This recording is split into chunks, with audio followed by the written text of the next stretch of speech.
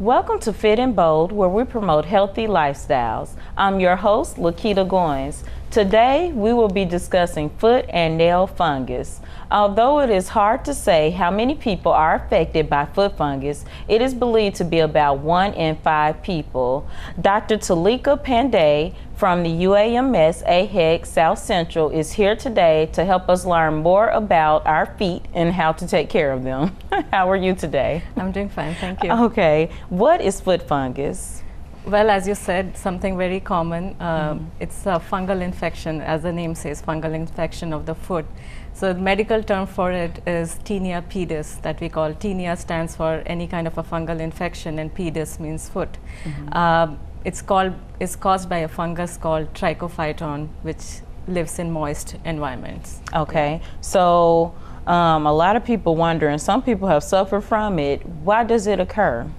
Well, as I said, the fungus lives in a moist environment. So any high humidity or moist conditions, especially people who are working out in fitness clubs and they wear occlusive footwear, and obviously they're sweating and they don't pay attention to drying their feet in between their workout sessions and stuff, or have the footwear on for a long period of time, that gives opportunity for that fungus to grow in. Okay. Yeah. So what are the symptoms of it? Well, the foot fungus or the tinea pedis can present in 3 different ways. The most common presentation that we usually see is fissuring between the interweb spaces between the digits of your toes. It can happen in the foot, and sometimes we are talking about foot fungus, but it can even happen between your fingers too. Oh, okay. That's one presentation. The other presentation is it can present as a scaling or thickening of the skin of the sole of your foot.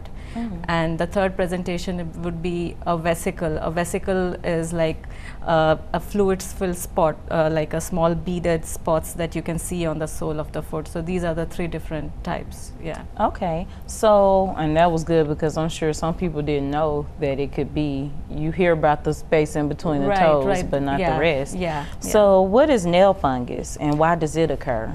Okay, so nail fungus is fungus infecting the nail. It's the same, usually the same species as that affects your foot, but nowadays the common conditions are the same as what we said about the foot fungus, the high humid environment.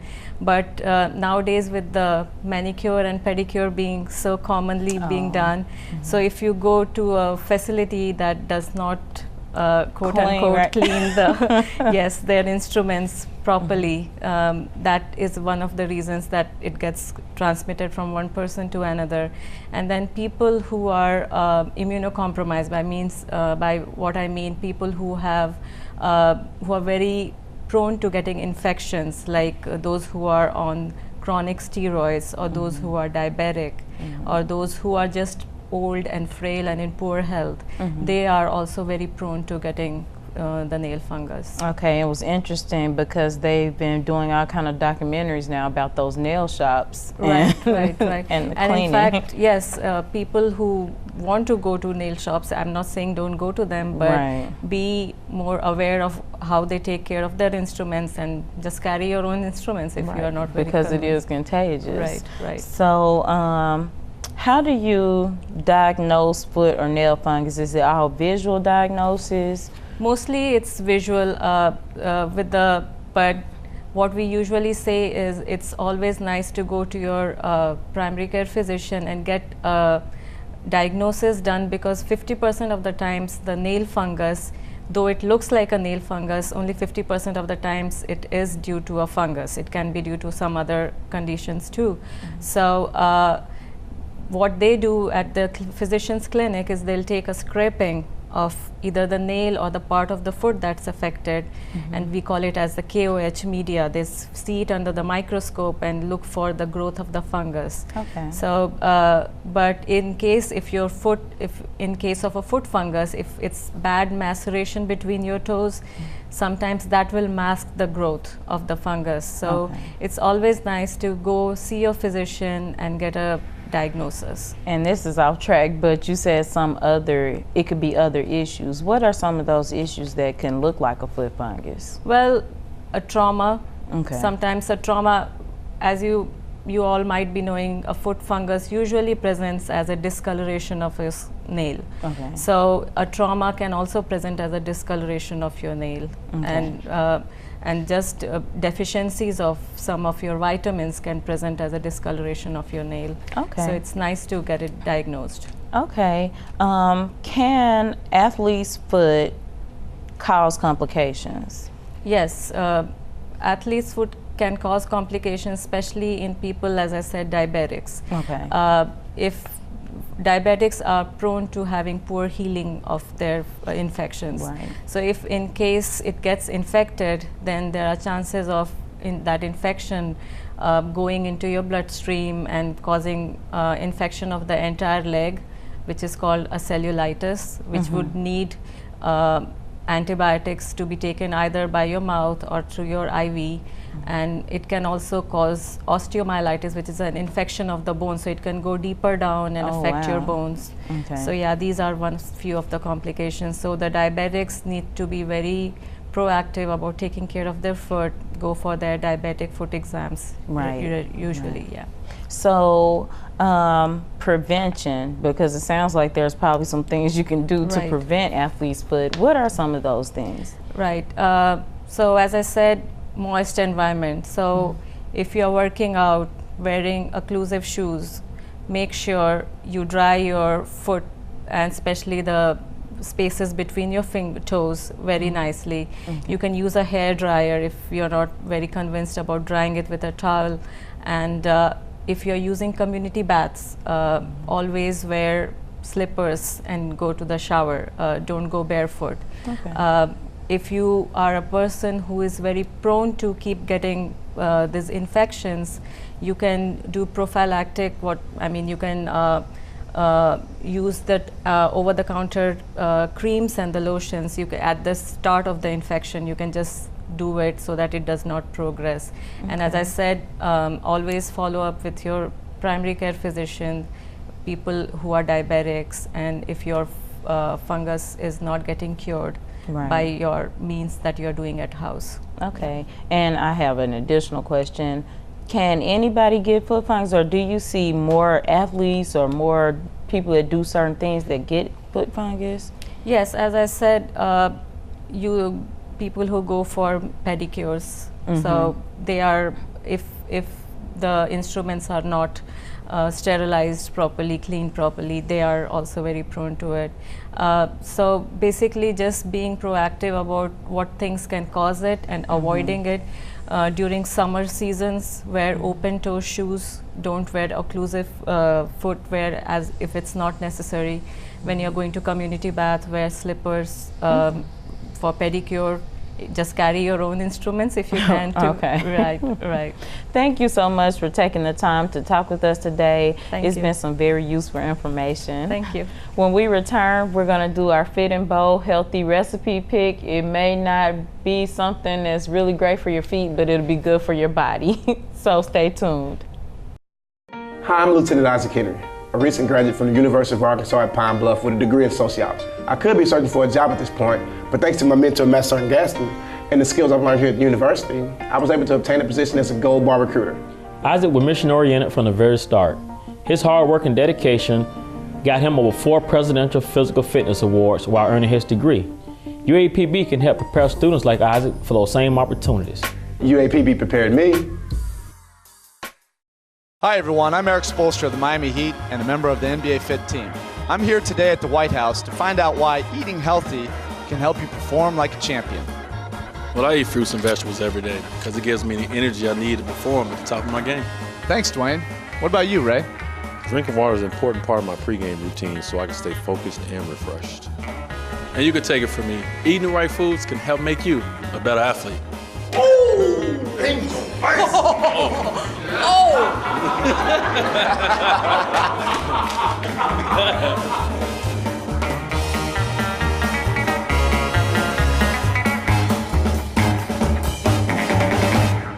Pretty good, huh?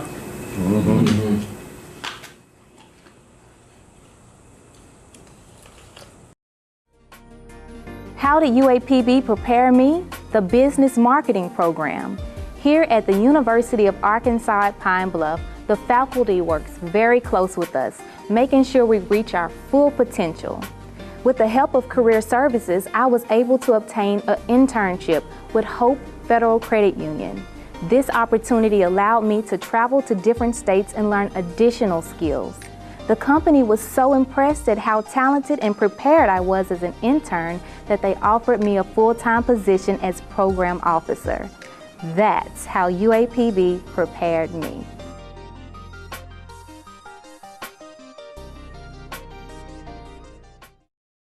Welcome back to Fit and Bold. Now it's time for our healthy recipe pick.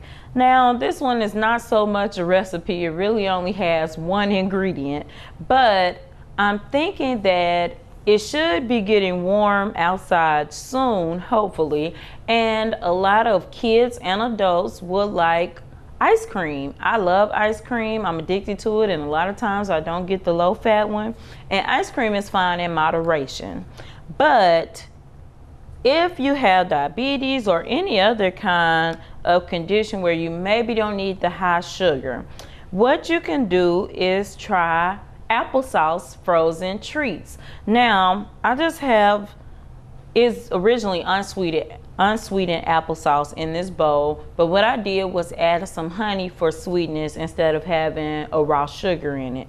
Now for children, kids are like, applesauce, frozen applesauce, yuck. Well, let's make it visually pleasing. So what I have is just some food coloring. I know what the research says about food dyes and coloring, but it's just food coloring. We're just gonna take, I have blue, and I'm just gonna add, 4 drops. Now, you can add 1, 2, it depends on how dark you want it. I wanna go for a darker effect because I want to really get kids' attention. So it's in there, I'm just gonna mix. And you will see that it's starting to turn colors. And again, you can go all the way to a deep, deep blue. Whatever you think will keep your kids' attention. But this, a lot of children will look at this and say, wow, blue applesauce. So that's mixed good. So there is our finished product, or semi-finished. What you want to do next is take it and put it in whatever kind of container you see fit. If you have an ice cube tray, it might be nice to put in there and cut some straws in half and stick them in there before it freezes. Now this is just some ideas to make it more kid friendly. Again, this is a wonderful treat for adults. I eat it all the time. But you want to leave it in the freezer until it's solid enough to pull out. So I'm just going to show you, and I put them in nice little bowls that are kid friendly that I got from the dollar store. But I want to show you my finished frozen treats.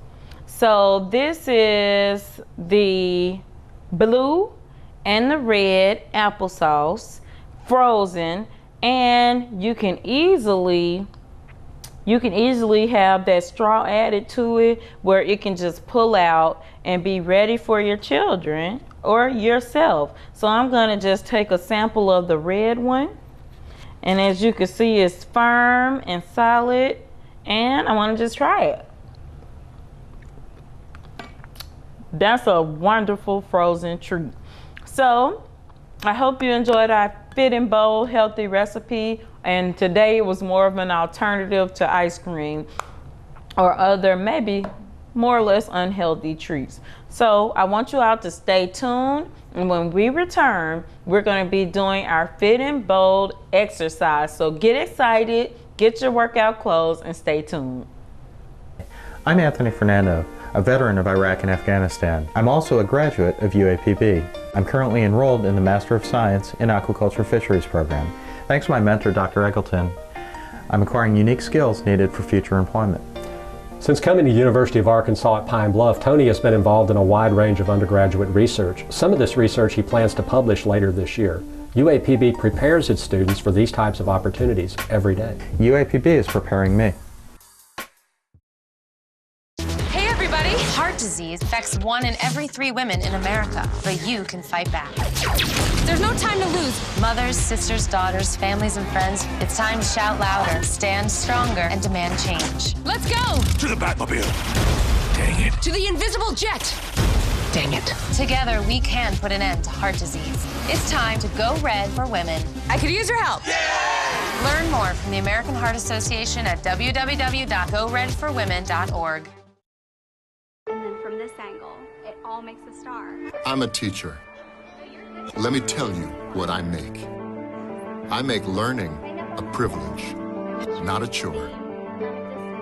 Show up And frustration, a tool, not an obstacle. I make working hard seem easy, and giving up impossible. And then we're gonna turn the lights and everybody look up. I make an old subject feel like a fresh thought. Finally won. What's your reaction? Yeah! Yeah, exactly. And unconventional methods Okay, what else? common. This is their world. There's nothing. And then they die. Go ahead, go, go, go. I'm a teacher. I make more.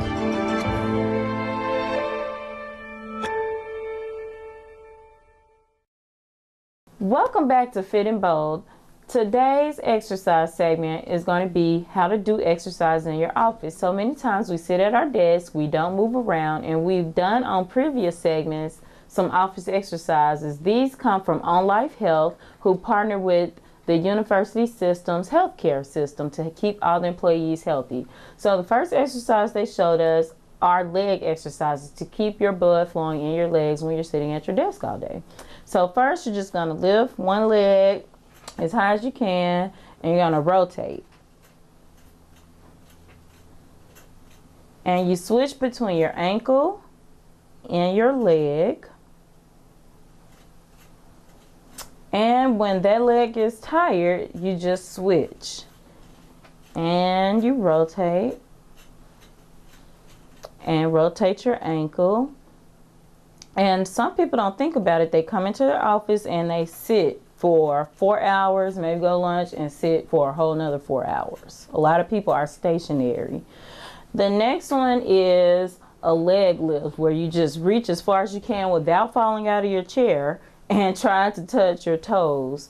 So you want to pull back and just reach. And you'll feel your muscles under the bottom of your thighs stretching. And you just reach, reach, reach.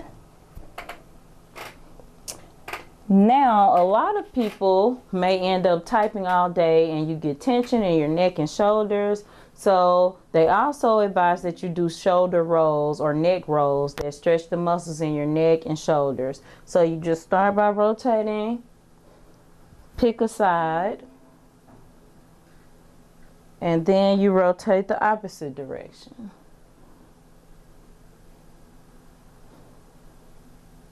It's also good to do arm stretches. So you may just want to pull up and pull your arms back, and you stretch the muscles here, and it really relieves some tension. Next, we're going to do some office jumping jacks. So office jumping jacks are a little different. You may be in the office with a shaky floor. You don't want to knock anything over. So the ones that On Life Health taught us was to do one arm and one leg at a time. So you're really not jumping. And then you can go as fast or as slow as you want to. But if you do enough, you will start to feel a little burn in your legs. And it's better than sitting all day for 8 hours and not moving at all. The next exercise you can do at the office is simply take the stairs, or if you stay on the first floor in your office, just take breaks every now and then and walk up and down the stairs. So we're going to do that now. Okay, so I'm here in the Rest Technology, newly renovated, in the stairwell, and I'm just going to take a break from work and run up the steps a few times. So this is what you should do to keep active at work.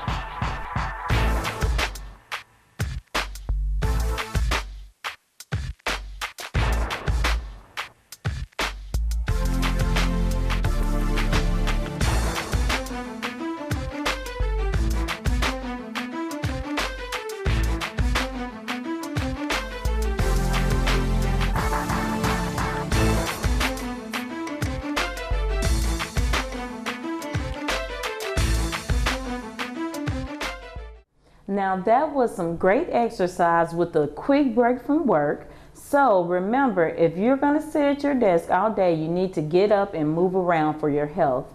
And no matter what your health situation is, you have to be active and you have to eat right. But always consult with your physician before you embark on any new exercise regimen. Coming up, we're going to show you some students and what their idea of exercise and being healthy is.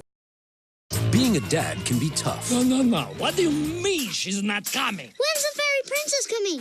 Any minute now. But when you're willing to do anything, It is I, Cruz Zinkerbell.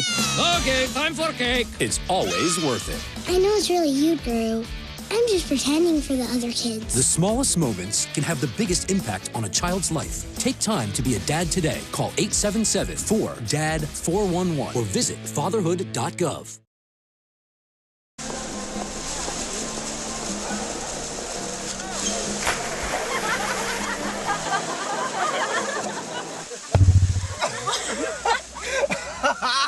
My dad's one of the producers here. Bring this sweet.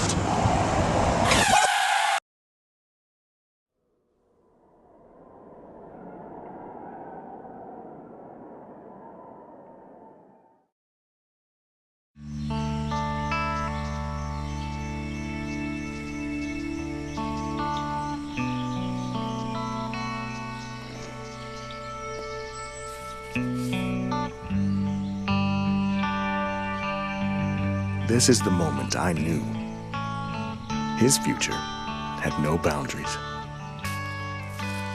There are some moments only the forest can inspire. Find yours at discovertheforest.org. Hi, I'm Sunflower Wilson, a recent graduate with a degree in fisheries biology. As I begin working on my master's, I am confident in the skills and lessons that UAPB has taught me through instructors like Dr. Hawkness. Sunflower challenged herself with a rigorous course curriculum. Her efforts led to numerous presentations in front of scientific audiences at state and national venues. A National Science Foundation internship gave her the opportunity to go to Alaska and work with scientists examining crustacean physiology.